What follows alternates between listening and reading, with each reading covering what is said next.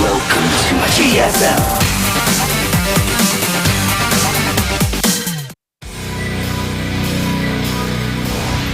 Welcome back to 50 Shades of GSL. Indeed. Guys, I know that all people go through some kind of existentialist crisis at some point in time in their life. Like, what am I doing? How do I spend my life? Or, how do I spend the time that I have in this world? Well, here's one great way to do it, is to get your ass to the studio and come down here and watch a live GSL event. Look, One thing you will not be on your deathbed regretting is going to a GSL. That's true. Yeah. Unless that's where you got hit by a falling camera from the roof, and that's why you're dying. Then you regret that quite greatly. Actually, tasteless, to be perfectly honest. Yeah. But listen, the person I have to go back in time and stop my younger self from going to a GSL. The person who dies with the most GSL coins is basically the winner. If you ask me. So, let's say you move to Korea. I don't know what's studio funny about this is what you said, or the way you said it, or the way you looked at me when you said it with such sincerity. I'm serious about this. Yeah. Nothing is better than GSL. Well, guys, it's time to go into our second best of three. I can't see the future, but one thing I think I can predict pretty accurately is it should be longer than our last best of three. Which was incredibly short and probably a lot better too. Anticlimactic. Yeah, that was not a good series whatsoever. This one should be better. TY against Soulkey. I think it's quite a nice match actually. Soulkey is still a very top tier Zerg, still very, very good. We don't get to see him quite as much as some of these other guys right now because there's not a lot of foreign events for him to travel to on his new team, TCM, and he's not in Pro League. So for those reasons, we're not seeing him as much right now, but I'm sure he's practicing hard, and look at that, he's closing on that NST award. Yeah, he is. Soulkey, an amazingly talented good Zerg, so we'll see how he does against TY, because TY is on KT, obviously, a Kespa team is getting insane practice all the time, really regimented practice. Is Soulkey, how hard can you push yourself compared to being on a team in one of these houses with all these other players? That's the big question. I mean, it's an experiment we've already seen the results of, is that people that are not on these pro teams, if you don't have a team house, you're in trouble. And we see moments where, for instance, DRG was doing very well, but it's not the same thing. He's not performing at the same level, even though he is able to hold his own. And that's why you see Soulkey with a GSL hoodie on, not a team hoodie. But I didn't know we had those hoodies. I should actually steal one. Should steal one? I don't think there's many left. Look at this one. It's all stained on the shoulder. What if I stole that? I could steal that one, man. Oh, wait, no, is that white fuzz or is that a stain? I can't tell. Maybe it's paint. Maybe he was painting his garage or something. In a GSL hoodie? Yeah. To be honest, if I had a GSL hoodie, I might paint my garage in it too. You're so funny. All right, guys, going to the next match.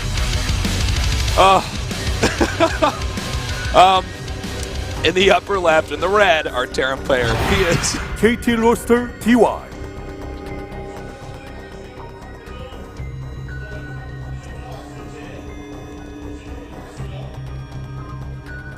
And in the bottom left, in the blue, TCM Soulkey.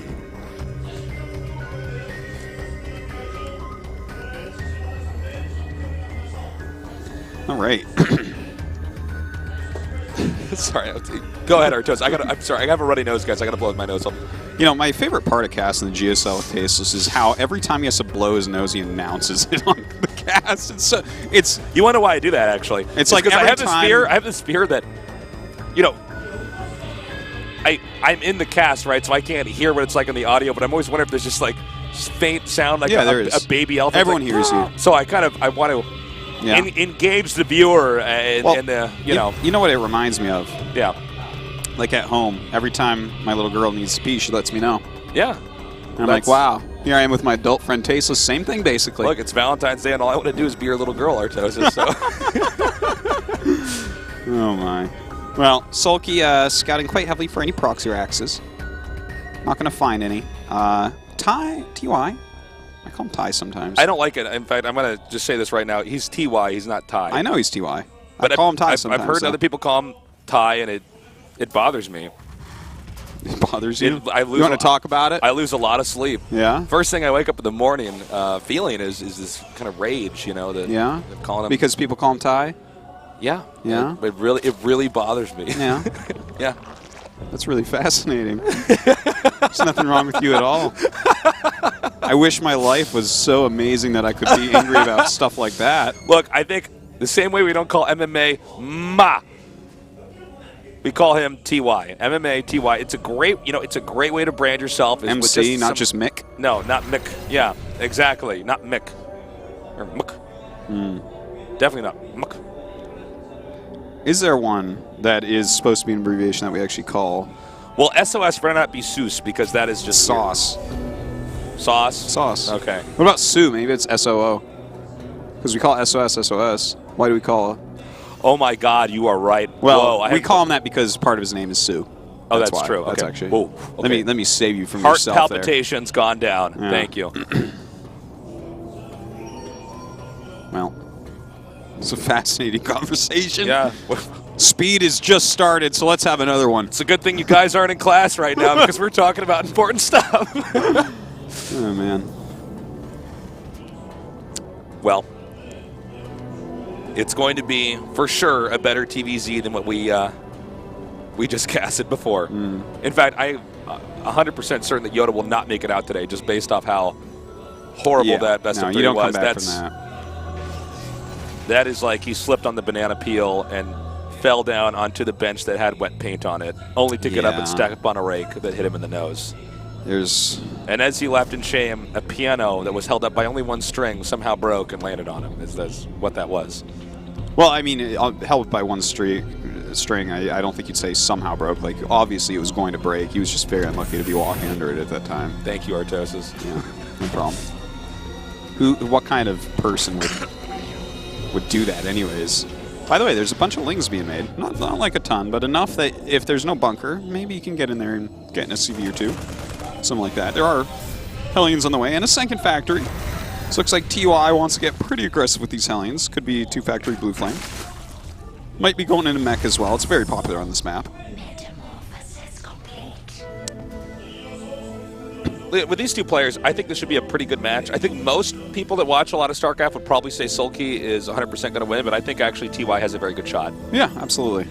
Soulkey has done much more in StarCraft 2. I'm a casting dinosaur, so I was casting TY back when his ID was baby, and he was doing very well, but I think this guy's definitely, I guess you could say, a permanent fixture in esports, you know? And certainly a permanent fixture in the GSL. So, and he's even had very good games in StarCraft 2 as well. There's definitely been times where he's been fielded in Pro League. Hell, here we are. We are in the round of 16. He's here.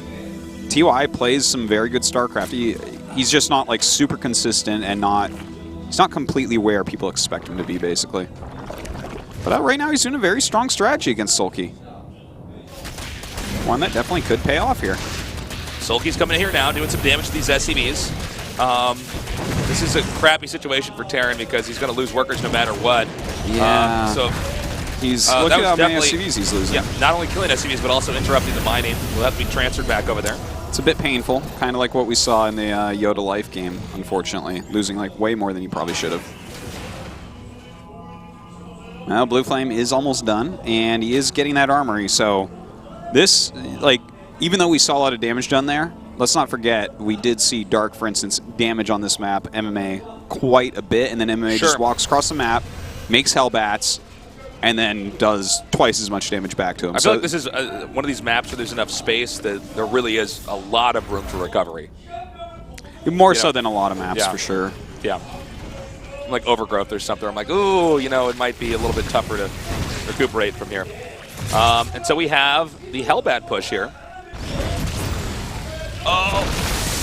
And the question is, how much damage is this going to do? Oh my God! Okay, that's what I was. He beat me to the punch. I was going to say, I wonder if he's just going to bump us. Oh my God! Well, things are happening before I can even say them. I was going to say, I wonder if you could just run up there and actually melt the Banelings, but a few finished right before. Indeed. Still gets an okay amount of drones, but for the amount of money he's put into this, has it really been enough? I would say no. Yeah, I would say I would agree with that. has come out nicely here. Look at that. That's annoying. And here's the thing about creep, Tasteless. You know how long it takes for creep to dissolve when you have creep all over the place? I played a game where I traded bases with Zerg completely. We took each other's mains because it was a weird situation. And I killed all the creep tumors in the hatchery, in the main base. You want to know how long it took for all the creep to go away? I timed it. Yeah. It took 38 minutes. 38 minutes for the creep to go away in a main base of Zerg when you kill the hatchery. Think about that for a second. Wow. That's a long time. That's a long time. Will he ever have this third command center up where he wants it? That's the question. Is this game going to last 50 minutes? That's the question, right? No, it's a fact. Oh, nice, actually, by the way, on a serious note. Good for Yeah. that. Slowing down Stem, probably the best thing to slow down for Terran. Yeah, quite a nice The one. entire game completely transforms after Stim is done. Yeah, Stim is one of those upgrades that without Terran would not even function. Yeah. It's like So, I Zergling mean, speed, yeah, Stim, Blink. Like, without these Exactly. upgrades, the races don't even exist. Yeah. They're like a joke race that you all in with. Well, let's watch how painfully slow a Thor does kill an Overlord. You got to think, I mean, the size of the Thor and the missiles it's shooting at an Overlord. The Overlord actually doesn't get enough credit for how tough it is. Oh, does it not? It's a flying depot. I think it gets plenty of credit. A flying depot? Yeah. You think it's enough credit? Artos, I think your expectations are quite low here.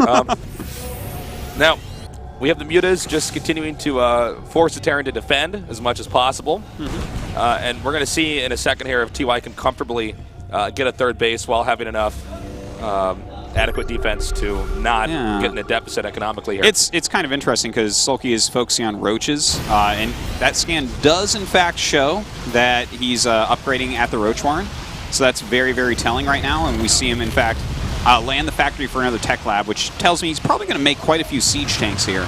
And that is really what he's going to need against speed banelings and speed roaches, because Soulkey's army is going to be very scary as those upgrades finish. Well, the Mutas are doing as much as they can. This is annoying, but not the worst that could happen. One thing about the Glaives is that you actually do end up killing SCVs anyways when you do this, which is kind of funny. I think that's something that's oftentimes just not really talked about in StarCraft, is the Mutaglaves. I feel like it's not particularly acknowledged, but I mean, this is why, one of the reasons why Mutas do so much damage, especially when you get them in big numbers, is it's not splash damage, but it is... It's like a form of splash. Yeah, it's like a limited splash. It's not a radius splash. Yeah. Well, it's like it gets exponentially more dangerous when your numbers start to get lower and lower because all the Glaives start to hit, those same few units. Yeah. Well, we're going to see if Soulkey can actually come in here and break this down now. This is pretty scary. Look at that. Quite a few speed banes in here. The Siege Tank not really getting the hits it needs, but actually the Baneling's not really getting the hits that they want. Well, it's all mech, so I guess that's the way it goes. But he cleans up like a decent set of units, I guess. Still making those roaches, and picking off Siege Tanks, very, very important. Yeah, this is a good technique here that Soulkey's using because Terran's on 3 base and Mutas were brought into play. As the Terran's defense oftentimes is spread out. He needs to get that tank. Can he get that tank? Yeah, he certainly can. Picks it off there, and GG. Whoa, GG. All right. Short and sweet. Soulkey going for the tactical approach. Yeah. Early mid-game tactical shutdown. I didn't expect him to play like that. I thought he was going to be going more for epic, end game play, but that works just fine. I was a little bit worried when I saw that third CC lift off and go out with Mutas in play. And I said earlier, we're going to see if he can, do this and get away with it. And the answer is no. Soulkey shut him down. That was a nice counter there by Soulkey. Like, the thing is, what TY did, what Ty did there, Tasteless, was he played very powerfully. Like, he set himself up with a good situation where he's going to be very, very strong. Double factory, is going to give him a big backbone to that Bi-Army, but the Bi-Army is going to take a little bit longer. And Soulkey just hit the weak point right before TY had enough to really fend everything off. Map number 2 is going to be Catalina. So far, today's games have been very one-sided. Very, I almost want to say, like, just so straightforward. Like, if you didn't know much about StarCraft, today would be a day you'd learn a lot. But if you follow a lot of StarCraft, I mean, it's a bit duller. Yeah. We're all human, guys. Whoa. We're all made out of stardust, guys.